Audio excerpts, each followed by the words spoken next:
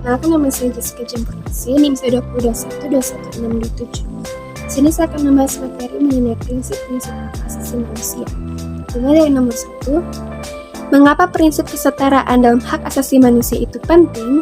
Karena prinsip kesetaraan menjamin terutama sekali bahwa semua orang adalah setara di hadapan hukum, yang berarti hukum harus dirumuskan dalam ketentuan umum yang berlaku bagi setiap orang dan harus ditegakkan dengan prinsip kesetaraan. Kedua, semua orang berhak atas perlindungan yang setara di bawah hukum dari perlakuan sewenang-wenang dan tindakan diskriminatif. Dalam hal ini, hukum harus melarang setiap diskriminasi dan menjamin bahwa perlindungan yang setara dan efektif bagi semua orang dari diskriminasi tanpa terkecuali. Bukti bahwa prinsip kesetaraan itu penting adalah seluruh manusia akan diperlakukan secara adil, setara tanpa membanding-bandingkan dari sesamanya. Dengan begitu, suatu lingkungan masyarakat akan menjadi harmonis tanpa adanya diskriminasi. Nomor 2, mengapa prinsip non-diskriminasi merupakan prinsip yang sangat penting, tetapi sampai dewasa ini diskriminasi masih berlangsung di mana-mana? Untuk jawaban yang pertama, mengapa prinsip non-diskriminasi merupakan prinsip yang sangat penting, itu karena jika tidak ada prinsip non-diskriminasi, pastinya seluruh masyarakat akan mengalami tindakan diskriminasi dari sesama. Namun walaupun sudah diterapkan prinsip non-diskriminasi, masih saja terdapat tindakan diskriminasi di mana-mana. Hal itu terjadi bermula dari adanya prasangka buruk. Dibiarkan tumbuh berkembang. Dari prasangka itu berubah ke dalam bentuk tindakan. Diskriminasi juga terjadi karena masyarakat tidak bisa memahami serta menerima perbedaan yang ada. Contoh dari diskriminasi: 1. Seorang perempuan tidak diperbolehkan bekerja sebagai supir atau pilot karena jenis kelaminnya. Yang kedua, sekelompok orang mengejek atau memperlakukan orang secara berbeda hanya karena adanya perbedaan. Dan contoh terakhir, perlakuan berbeda untuk orang kaya dengan orang miskin. Dan nomor 3, prinsip kewajiban negara seperti perlindungan, jaminan, pemenuhan hak asasi manusia harus benar-benar dilaksanakan oleh negara. Berbanding terbalik, banyak dalam kasus hak asasi manusia, kewajiban negara tidak dapat dilaksanakan dengan konsekuen. Jawabnya, itu semua bisa terjadi karena disengaja. Negara tidak melaksanakan kewajibannya, maupun karena negara lalai. Salah satu contohnya di Aceh.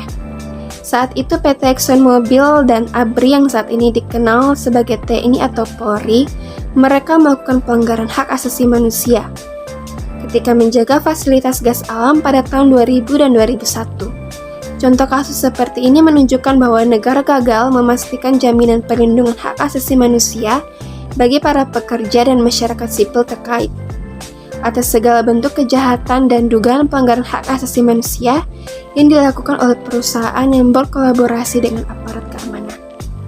Nomor 4, universalitas merupakan salah satu prinsip hak asasi manusia. Namun demikian, prinsip ini selalu diperhadapkan dengan prinsip partikularistis.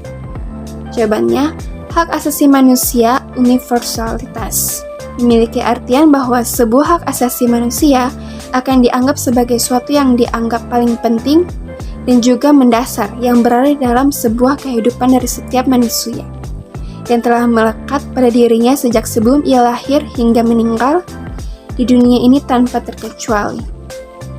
Contoh hak asasi manusia universal: 1.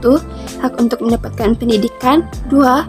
Hak untuk memeluk agama, dan 3. Hak untuk memiliki perlindungan pada hukum.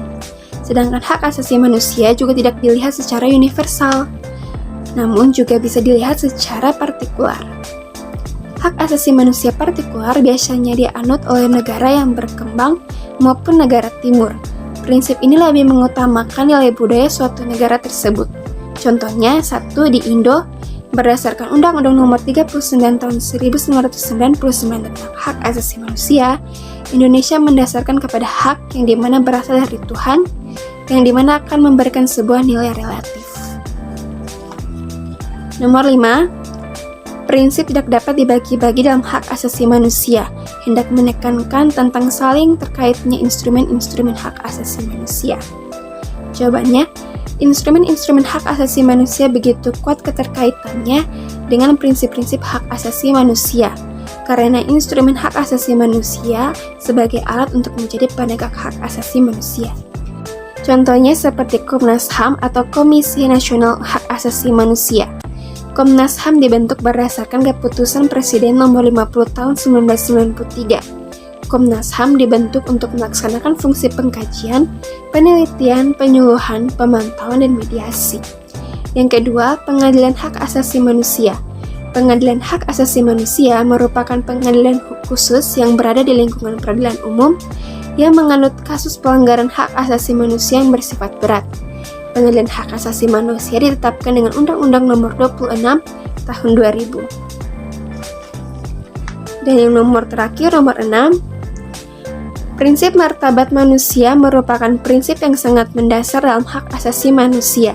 Tetapi dalam fakta, orang selalu diperlakukan tidak sesuai harkat dan martabatnya. Mengapa? Jawabannya, karena yang sudah jelas, pastinya bagi siapa yang memperlakukan seseorang tidak sesuai dengan harkat martabatnya, berarti pelaku tersebut tidak mengerti, memahami arti dari prinsip martabat dalam hak asasi manusia.